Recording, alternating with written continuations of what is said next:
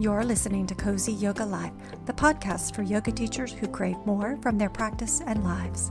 I'm Shannon Codwell, and I'll be your guide on this journey of simplicity, self-care, and self-discovery. So let's cozy up, unwind, and dive into today's episode. Hello, Cozy crew, and welcome to another episode of the Cozy Yoga Life podcast. We have landed on my favorite practice of yoga, Kriya yoga. It is the form of yoga that I come back to again and again when I feel like my life is getting out of balance and out of harmony. You might not be familiar with its Sanskrit name, Kriya, but I bet you have practiced this form of yoga without even realizing. Now, if you will indulge me in a short Texas accented Sanskrit lesson, Kriya, which starts with a KR, that loosely translates to do or an action. And we've seen that before in karma yoga, which roughly translates to selfless action. And if you've done yoga teacher training and sequencing, you might recognize it from vinyasa krama, which means a logical sequencing or a logical action, something that has a beginning, middle, and end. With Kriya yoga, the ya roughly translates to your soul, that transcendental self. So when you put the Kri together with the ya and get Kriya, it translates to meaning the action of your transcendental self or the action of your soul. Like all Sanskrit terms, it has multiple meanings and multiple layers and multiple interpretations, especially depending on which yoga tradition that you follow. The tradition and practice that I follow, it is the one that is listed out in the Yoga Sutras. Anytime we talk about the Yoga Sutras, I'm using my three favorite versions. The first one is Desikachar's interpretation in the back of the Heart of Yoga, the Illustrated Yoga Sutras by Gary Kasaya, and the website swamij.com. The practice of Kriya Yoga, the one, again, that I practice and teach, is found in the Yoga Sutras, specifically 2.1 through 2.9. And Kriya Yoga was something that was developed as a way to eliminate what the Yoga Sutras called kleshas or coloring. Desikachar talks about these colorings as, quote, incorrect comprehension and accumulation of unconscious actions, the ways of perceiving that we've been mechanically carrying out for years, the habituation of actions and perceptions that is called samskara, end quote. He goes on to say that through disciplined regulation of mental and sensory impulses, self-analysis, study of metaphysics, meditation, and the surrender of self-consciousness, individuals can eliminate the samskaras and reduce the kleshas. That's a lot of words running together that might not at this moment make a lot of sense. But I'm going to break it down for you because, again, it's my favorite type of yoga, and I really want you to get it. I really want you to understand it so that perhaps I'm not the only one that falls in love with this type of yoga. In Kriya Yoga, the three practices in Sanskrit are tapas, svadhyaya, and ishvara pranadhana. In English, that roughly means training our senses or burning impurities, studying yourself, and surrendering to the divine. And if these three steps sound familiar to you, you are right, because they are the last three niyamas that we talked about in the previous podcast episode. Before I dive into more details about Kriya Yoga, let me just do a quick overview of the 5 afflictions. Those 5 colorings that we work our whole lives to overcome and eliminate. And when those are eliminated, we have a clearer picture. We have a better connection with our soul. The first affliction is ignorance. And this is what Desikachar says is a vessel for all the others. When we are steeped in this ignorance, it allows the other four to take root and grow. This ignorance is referring to ignorance of ourself, ignorance of how we are a spiritual being, ignorant of how we are connected in a bigger way spiritually.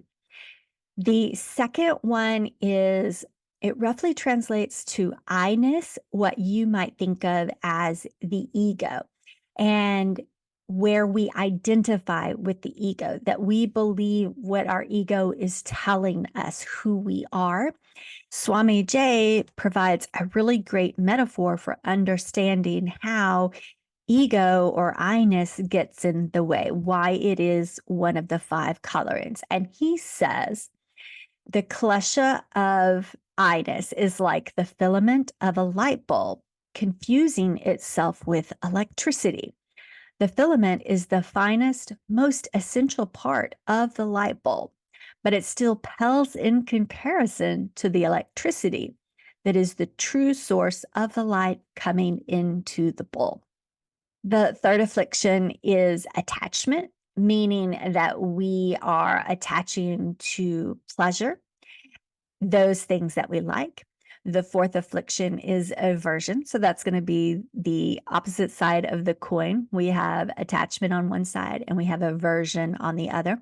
So we're going to avoid things that make us uncomfortable, things that we hate, things that bring about discomfort.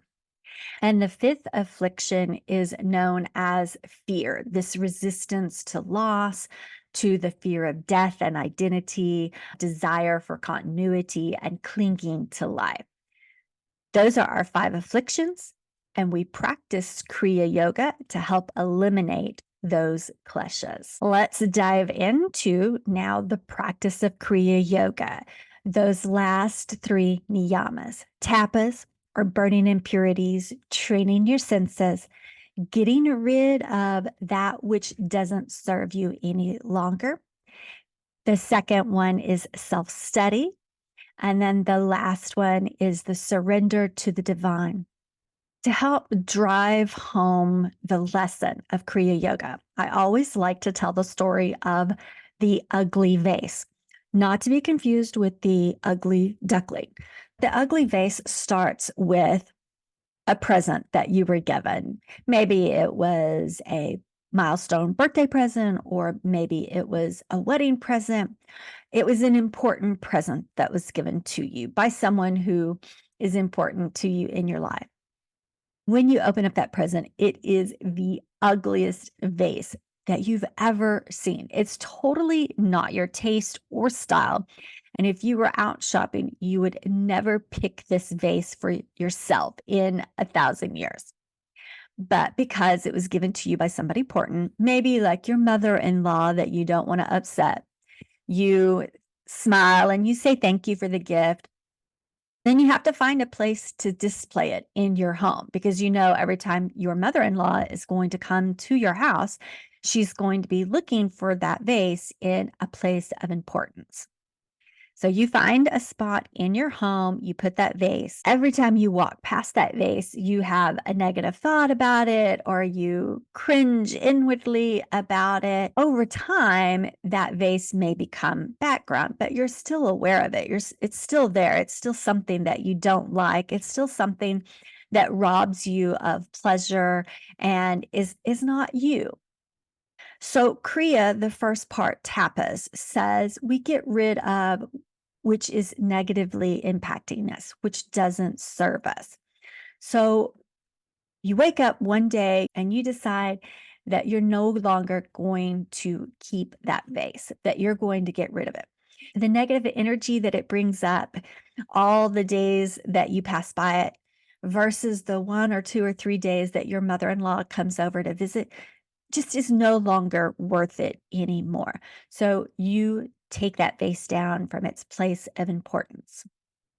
Now, when I'm teaching about Kriya Yoga when we're getting rid of those things that have negative energy to us or drag us down or make us think negative things or just don't serve us. My recommendation is we get rid of it completely. We get it out of the house. We don't store it in the attic. We don't store it in the garage. We don't hide it to bring it back out when the mother in law comes by again. We get it out of our vicinity and we pass it along because even though it may not be right for you or serving you, it may be the exact right thing that someone else is looking for. So that's tapas. We're getting rid of what no longer serves us. The practices can be yoga related. We can do breathing exercises, pranayama techniques. We can take yoga asana classes. We can meditate. I touched on a few of these in the previous podcast episode, but we can also extend that tapas out to physical body. That's the breathing, the postures, mental, the meditation, contemplation, prayer, but it can also be our physical surrounding. There's a ton of research and studies on how cluttered mind and cluttered surroundings are connected. And that if you can clear out your surroundings, it also helps you to clear out your mind. And that is why Kriya Yoga is one of my favorite practices. Back to the story of the ugly vase. So we've gotten rid of the vase. Now we have that empty space where there's nothing there, that place of importance. That brings us to step 2, which is self-study. Self-study says we don't go out and immediately buy something to replace the ugly vase. We're going to take our time. We're going to think about it. What do we really want to go into that space that we just opened up? Maybe you decide you don't want anything to go in that space. You want it to remain open and free. Or maybe you appreciate art and you really want to bring in something that means a lot to you in that space. So you're going to take your time. You're going to find what really you want to have there. You decide you want to have a sculpture there by one of your favorite artists. You know what you want, and you're going to keep your eye out for it. That's step 2. That's self-study, finding what works for you, discerning when it's the right thing or the right course or the right job, whatever that might be for you. You've decided you wanted that beautiful sculpture, but for whatever reason, right now is not the right time. Maybe you can't find exactly what you want. Maybe you don't have the money for it. It's just not the right time. So then you're going to go into the third practice of Kriya Yoga, which is surrender to the divine. Days, weeks, months, however long it may be, you're out shopping and you come across the exact sculpture that you were looking for. You're shocked to have found it just in some random place. You didn't even plan to go there. You had no idea they carried that particular artist. And when you go check out the pricing of that sculpture, you discover that it is the exact price of the bonus that you just received from work. That is surrender to divine. You release it to the universe. You've expressed what you want. It knows what you want. And so it's going to deliver your very best at the right time, at the right place. That's the story of the ugly vase, which highlights the 3 practices of Kriya Yoga together. Now, at the beginning of the podcast episode, I mentioned that this is the practice that I come back to again and again and again. And it's true. When I am feeling locked up or stuck or I can't move forward, I usually look around and see, what do I need to clean up? What do I need to clear out and get rid of? What I really love about Kriya Yoga, and particularly the burning impurities, is I have seen that practice in so many other different books, different philosophies. I read about burning impurities before I even knew about yoga philosophy. So when I made that connection between yoga and this first book that I absolutely loved about abundance, I knew it was a practice that would be important in my life. My husband and I had decided that we were going to sell our house. It was time for us to downsize. We had one daughter leaving for college. We had another one that was going to be going in 2 more years. And then it would just be my husband, myself, and my son. And we knew that the huge house that we were living in, it was too big for 3 people.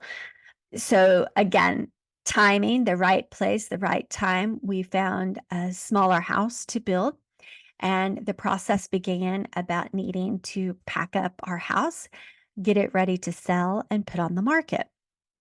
That included having to go through and declutter 4,300 square feet. The most shocking thing when I was decluttering the house, getting rid of furniture and possessions, so much of what was in closets and in rooms were things that I had collected and held on to. Looking back, I can see where I got away from my original practices of Kriya. And I can also look back and see where that accumulation of things, of possessions that I didn't need, that were too easy to get rid of, it ended up being a reflection of what was going on internally for me as I cleared out rooms, got rid of things, donated items, threw out items that were trashed or broken. The more I cleared, the better I felt.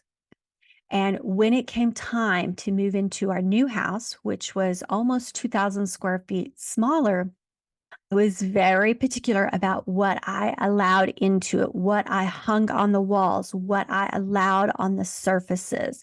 Where before I had just random knickknacks or decor because I thought it was pretty, I got very intentional about what I allowed for decorations. By being intentional, by being particular, and really being mindful about creating a sanctuary in my home, I am a lot happier in this house than I was in my previous home, which was bigger and showier and had a lot more things. That just wasn't important. My mental health needs the white space. It needs some clean surfaces. It needs all of my items to have a home that I can put it back to. That is just one of the ways in which I've practiced Kriya Yoga over the last 25 years. Okay, Cozy Crew, I would love to hear from you. Let me know. Have you been practicing Kriya Yoga all this time and just didn't realize it? Share it with me in the comments and let me know some of the ways in which you have practiced Kriya Yoga. That wraps another soul-nourishing episode of Cozy Yoga Life. As always, thank you for letting me be a part of your yoga journey. If you enjoyed today's authentic conversation, please subscribe, rate, and leave a review. Until next time, stay cozy, take care of yourself, and keep it real.